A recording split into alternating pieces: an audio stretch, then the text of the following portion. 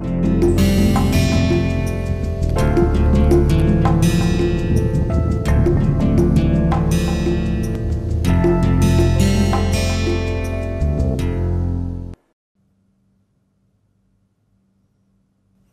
welcome to the course Essentials of Data Science with R Software 2, where we are handling the topics of sampling theory and linear regression analysis.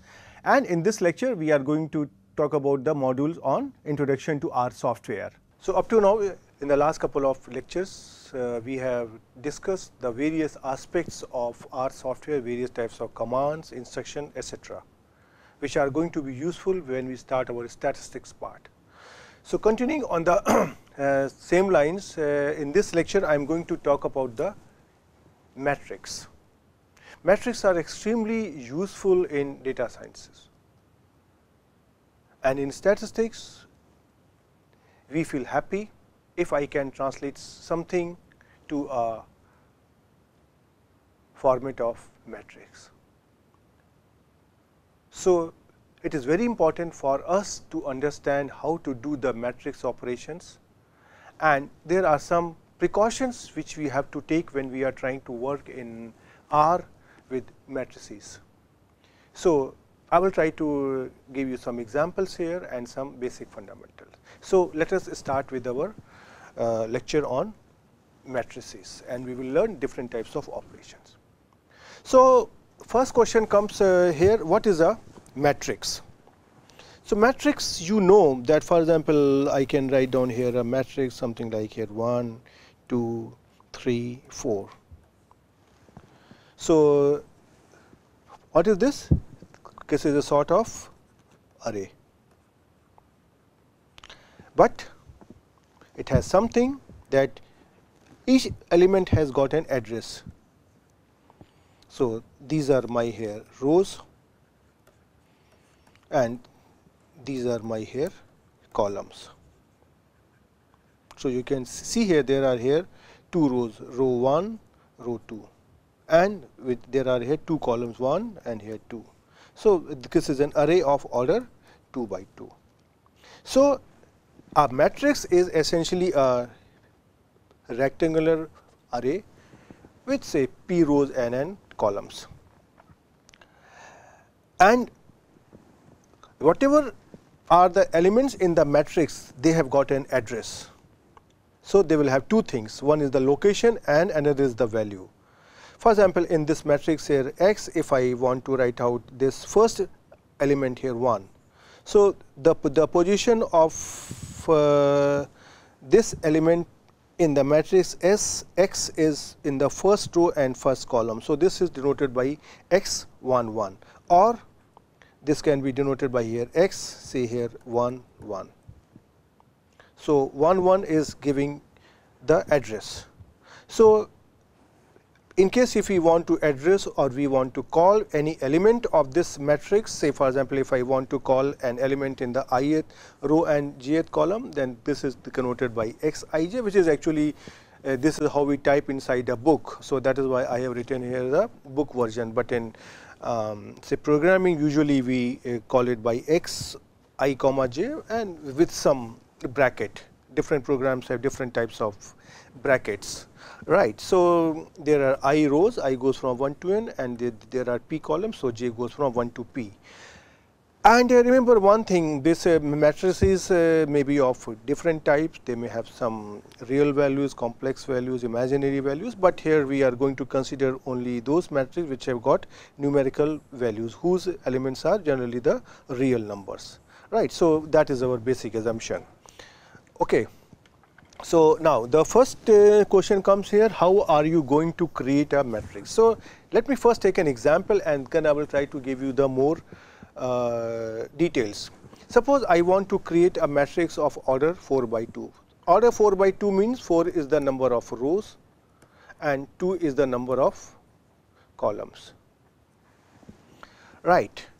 And this and then I have to, so that means I have here a matrix here X, where I have defined that there is going to be first row, second row, third row, fourth row, and first column, second column. But what will be the elements. So, for that I have to define some value. So, the command in R to create a matrix is matrix, matrix, and inside this parenthesis we try to write different types of information which are fed to the matrix command.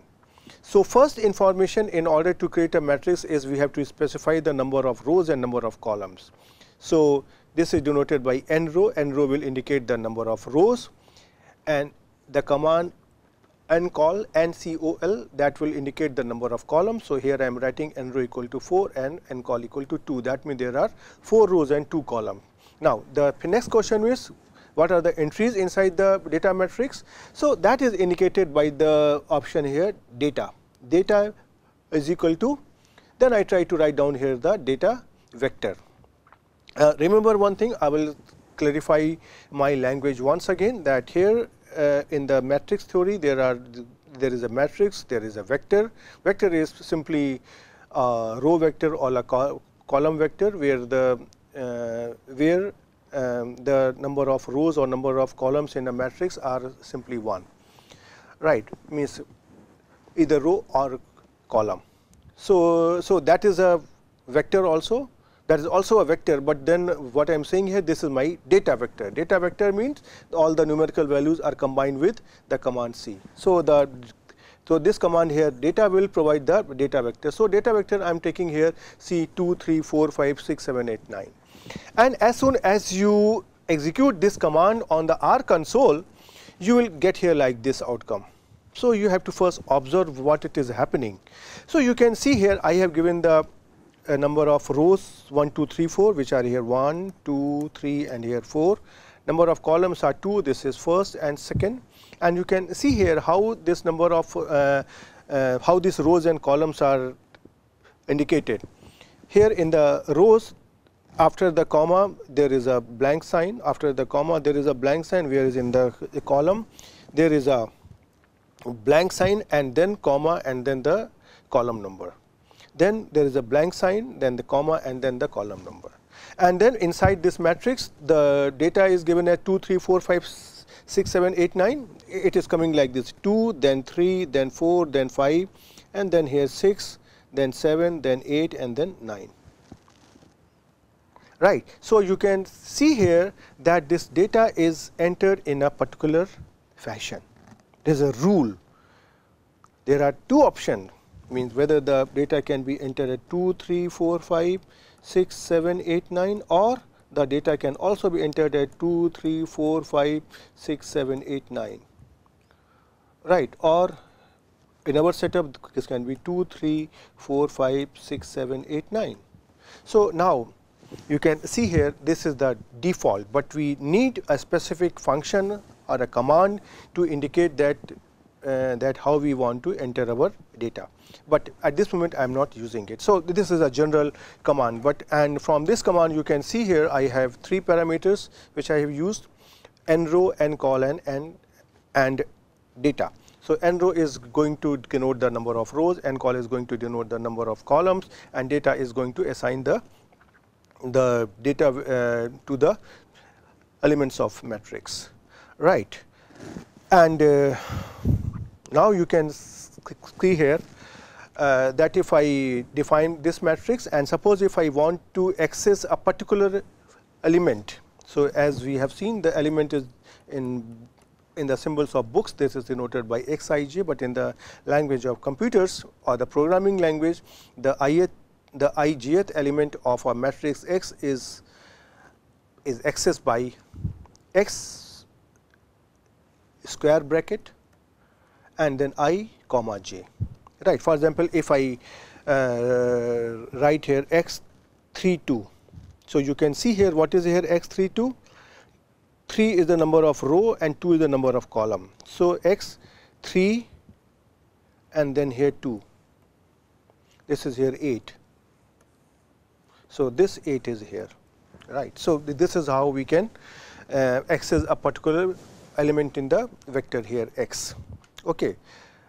Now, before going further, let me try to show you this thing on the R console also. So, let me try to copy this command over here, and now I have copied this command on the R console, and you can see here this is my here x. And in case if I want to call a particular element, suppose if I want to call the element in the third row and second column, it is here 8. And if you try to see, if I try to use here say another type of bracket, say simple parenthesis 3 comma 2, you can see here this will give me error, right.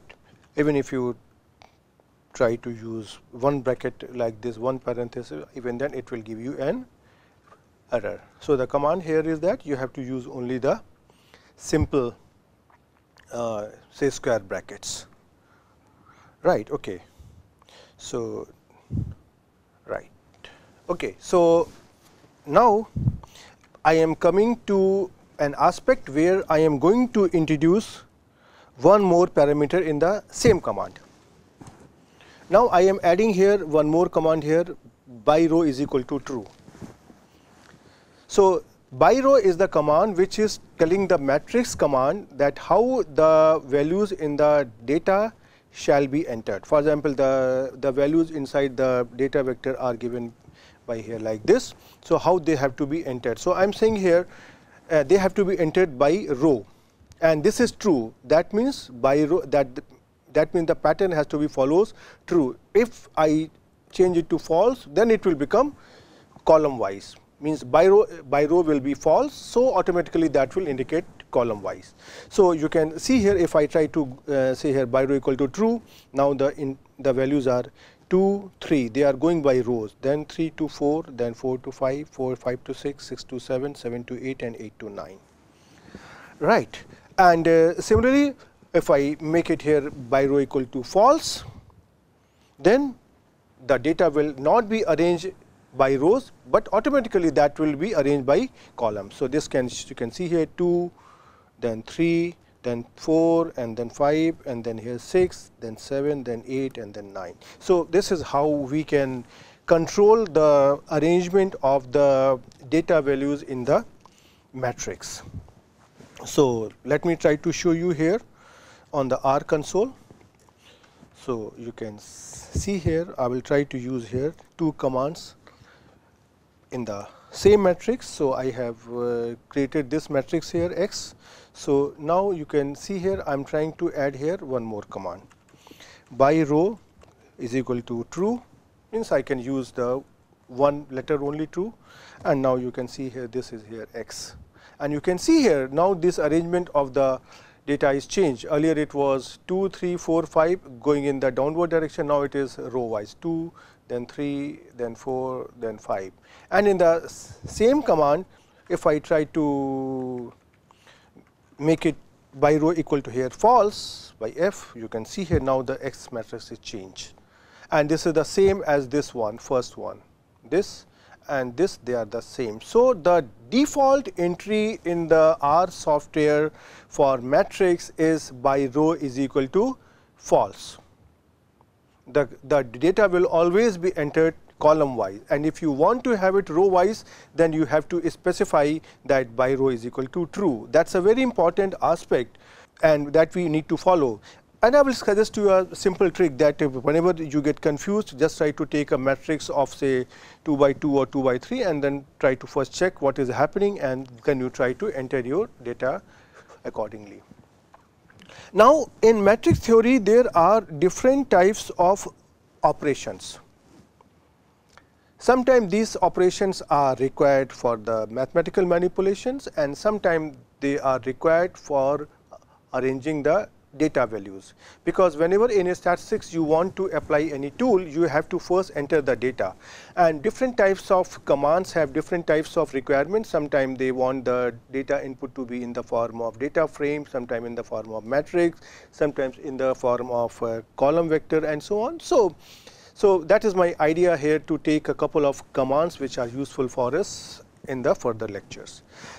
So suppose I again take the same matrix. I am just taking the same matrix for the sake of convenience, so that you don't get confused. So again, the matrix is my same 4 by 2 matrix with the data vector 2, 3, 4, 5, 6, 7, 8, 9, and the data has been arranged by the column wise. So you can see here, this is my here matrix X. Now my objective is to find out the transpose of a matrix. The transpose of a matrix is defined as the matrix in which the rows and columns are interchanged. The row becomes column and the column become rows.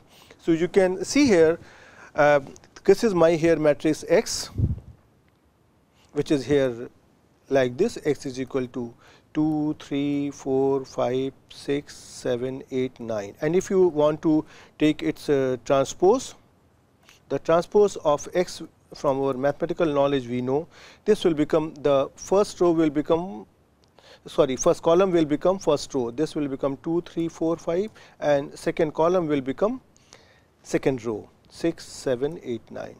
Right. So in R, the command here is T. So you have to write down T, and inside the parenthesis you have to write down the matrix. So you can see here, if I try to find out the transpose of this matrix here X, the command will come out to be like this here. Right. Okay. So now first let me try to show you it on the R console, and then I will move forward. So okay. So suppose I try to define here this here X here like this. Now you can see here I am trying to find out the transpose. This is here, the rows and columns, they are interchanged. So you can see that this command is working, and this is a command for finding out the transpose. And I do one thing here, that I try to store this value of the transpose of X inside a new variable xt, which I will be using later on to show you different types of manipulation. So again, means I have created the same matrix, but I want to show you here that when we are trying to multiply a scalar with a matrix, then how it can be done and what happens. And here I would like to have a caution. When we are trying to do the matrix operation, whenever we are trying to multiply two matrices, then there are certain rules of mathematics which have to be followed.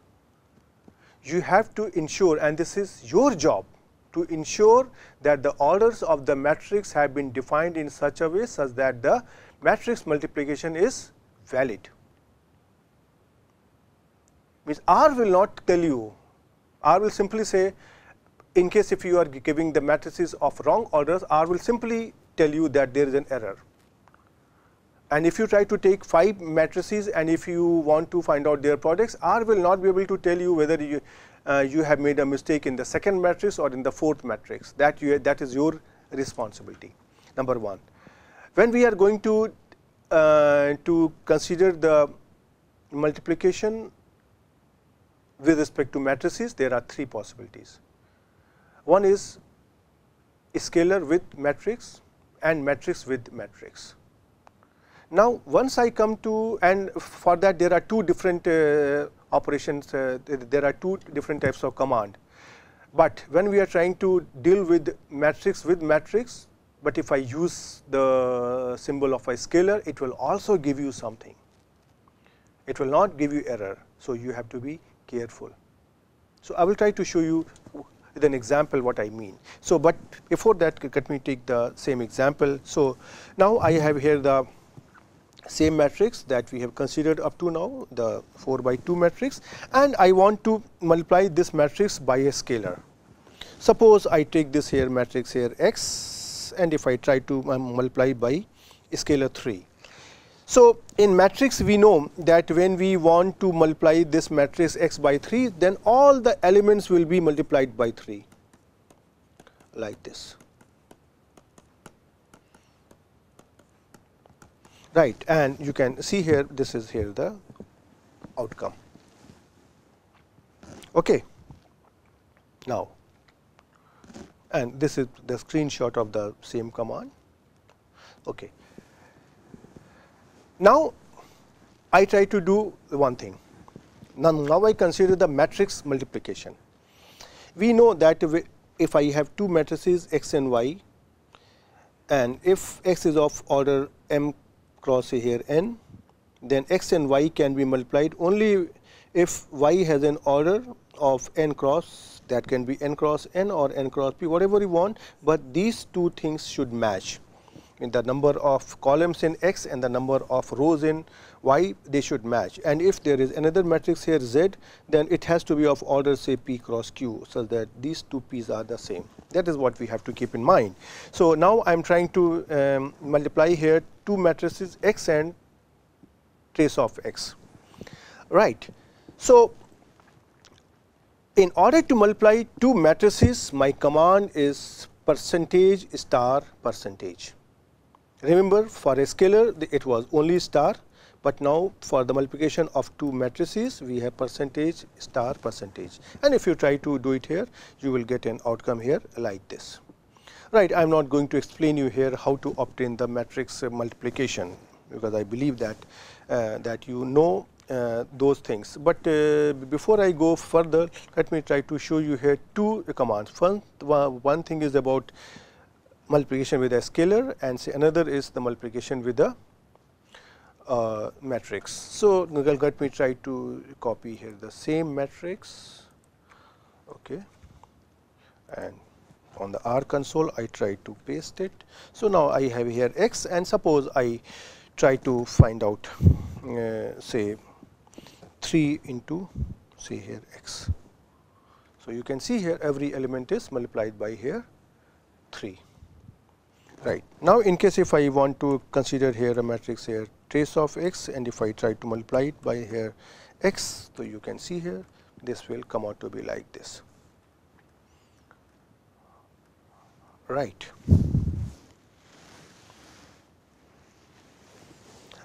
Now at the same time, means I want to show you here one thing. Suppose x is here is like this, and suppose I define here another matrix 3 into x, and I store it as here y. So you can see here this is my here y. Now I try to use here x star y. X star y means star was a symbol for multiplication by scalar, but now you can see here x and y both are matrices, they are of order 4 by 2. What do you think what it will do? You can see here this is the outcome. So what you have to see here, there is an element wise multiplication. The first element of the two matrices, they are multiplied. 2 into 6 is here 12. Similarly, the first the element in the first row second column in x is 3. The similar address in y is 9, and 3 into 9 is here 27. So actually this is trying to give you the element wise product, and it's not actually wrong, because in matrix theory we have different types of multiplications. So this is also a special type of multiplication, right. I am not going into those details. There are different types of multiplication, matrix multiplication, Kronecker product, Hadamard product, and so on, an inner product, but definitely I am not going to discuss those things, but I am simply warning you that if you need anything at a later stage, you should be able to do it, and you should know what are you really doing with R. Okay. Now I try to take here, say here one more example. I try to take here two matrices. I am simply trying to create here two matrices y and z, which are both are 2 by 2 matrices, and the elements I have given here as say in y 2 3 4 5 and in z 12 13 14 15, just to identify so that you can easily remember it. So my y will look like this and my z will look like this. Now in case if I try to have multiplication product, there is no problem. Y is 2 by 2, z is 2 by 2. So you can see here that this product will come like this, and you can see this is here the screenshot. And similarly, if you want to add or subtract it, so we have a similar command over here. Suppose that goes without saying that when you are trying to add or subtract two matrices, means once again the rules of matrix theory comes into picture, that you can add or subtract the matrices of the same order. For example, if you are trying to add or subtract two matrices x and y, then both of them should have the same order, right, that we know. So, all those rules have to be followed. So, what I am doing here, that I have created here a matrix of order 4 by 2, the same earlier matrix, and I am trying to multiply it by 6. So, that I create another matrix of the same order 4 by 2, and then I am trying to see here that if you want to add two matrices, then there is no issue, then the command is only the plus sign.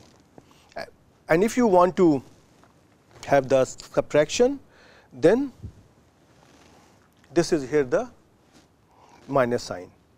So, it is not difficult, because x is of order 4 by 2, 6 into x is also 4 by 2. So, you can see that both are added, and these are here the screenshot. So, before I go further, let me try to show you them on the R console here, right. So, suppose I try to create here two matrices here y and here z.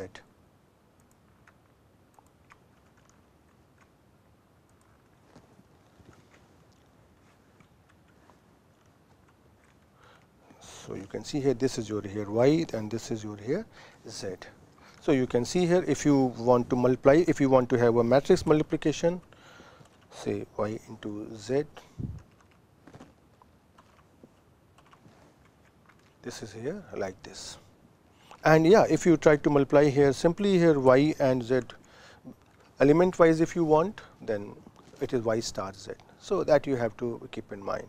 And similarly, if you try to see here, now both these matrices, they are of the same order. So, if I want to have the addition y plus z, you can see here they are added. You can see here y is here 2 and then z is here 12, the first element. So, 12 plus 2 is 14 and so on. So, that is what is happening, right. And now, if I want to make it here y minus z, you can see here the subtraction is also possible. So, addition and subtraction, they are straightforward, they are using the same symbol whatever we have done earlier, and similarly you can try with this command also, that is straightforward, right. I do not need to show it here, right. So, this is exactly what I have shown you here on the R console. So, you can just take the same command and practice and verify whether you are getting the same thing or not. Now, I come to another aspect, that once you have defined the matrix, then suppose you want to call a particular row or a particular column. Up to now, we have done only one thing, that I have shown you, that how are you going to call a particular element, which was say x inside the square bracket I j. And here I would try to show you something where you have to be extremely careful. Try to observe on this slide very carefully. Suppose I have defined here the matrix, same matrix that I defined earlier, that 2, 3, 4, 5, 6, 7, 8, 9. And suppose I want to call here third row. Third row is given by here this thing. So, my command here will be, I want to call here say 3, this is the address of third row, and then here this will be a blank sign, and you do not have to do anything, and then if you write here x. So, this will give you here this value 6, 7. So, you can see here, if you do it here, you get here 6, 7. And similarly, if I want to call the second column, then second column is given over here, and you can see here the address here is something like square bracket comma and 2, this is the second column, and if you give here x, this is the second column here. So, if you try to call this value, it will give you here 3, 5, 7, 9, this column. So, this will give you here 3, 5, 7, 9, right, which is given here. But now you have to be very careful, means if I hide the two commands. Suppose if I hide this thing and if I hide this thing, and if you try to look only on this part, can you really say whether which of them is row and which of them is column? The answer is no. So, in case if you want to know by looking at the outcome, whether this is an outcome of a row or a column, or whether you have called a row or whether you have called a column, unless and until you try to look into this address, that what is the location of the blank space, you cannot know. So, this is what you have to keep in mind. Yes, Miss, I am telling you, Miss, and I am trying to highlight this point, because in some software it is possible to know by looking at the outcome that whether the outcome is a row or a column. So, that you have to be extremely careful. And similarly, if you want to extract a submatrix out of a matrix, then also that can be done. You have to simply means you have learned that the format here is xij. So, now you have to give here the means in the place of I you have to give the addresses of rows and you have to give the addresses of columns in place of j, and then you can subtract those matrices also. For example, I want to extract here a matrix, say in which I want to extract the first 3 rows and 2 columns. So, you can see here this is the submatrix of the X matrix which I want to extract. So, I will give here the address 1, 2, 3, that means rows 1, 2 and 3 and columns 1 and 2, and now I will get this thing over here. Now, this is also possible that this rows and columns can be given as a C command also. For example, if there is a matrix where you want first, third and fifth row, and say if you want say here 7th and 9th column, can also this can be done. But my idea here is to just to give you an impression that well, these things are possible and you can do it. So, now let me try to take here this simple example and I try to show you how you can find it out on the R console. So, you can see here that this is your here x. Now, if I want to find out here x, say 4th row, so I have to give it here like this. So, you can see here this is my here 4th row which is coming here, and if I want to find out the say first column only, so I have to give here the address of first column. Means I will say simply just look at this address how it has been given. This is bracket comma 1 bracket. So, I simply copied here this thing and I put it here x, the name of the matrix from where you want to extract, and you will see here that this is 2468, like a 2468. Just try to see the position of my cursor. Right. So, this is how you can obtain this thing. And if I want to see here, say extract the submatrix, I can see here x 1 to 2 and say here and columns here 3 to 4. Right. You can see here there is an error. Why? Why? Because you have given the numbers which are out of the bound. So, try to give the numbers based on the available number of rows. For example, I can say here that I want to have a submatrix which is containing of only first 2 rows and first 2 columns. So, you can see here this is 2, 3, 4, 5. Right. Let me stop in this lecture, and I have given you a brief idea about the matrix operation. There are many matrix operation and those things are possible. For example, if you want to find out the inverse of a matrix, then the command is solve. There are different types of products, Kronecker product, Hadamard product, inner product and so on. There are different types of operation finding on the eigenvalues, eigenvectors, etc. All those things are possible in R with the matrix theory. but definitely I am not going to discuss here. Means I do not expect at this moment that I will be using them in the further lectures, but you must know it. Yes, if you want to learn the decision sciences without matrix theory, without mathematics, you cannot do anything. Yes. And if you try to do it, as I said, you will simply become a compounder, not become a doctor. So, I would request you, you try to take up any book on the matrix theory, try to see that whatever commands you have studied in your undergraduate or class 12, try to see can you really do them on the R console also, what are the commands, and if you do it, that will give you more confidence. So, try to take up some problems from the books, from the assignment, try to solve them, attempt them, and in case if you are stuck, try it hard, try once again, and I am sure that you will successfully solve them. So, you attempt, and I will see you in the next lecture. Till then, goodbye.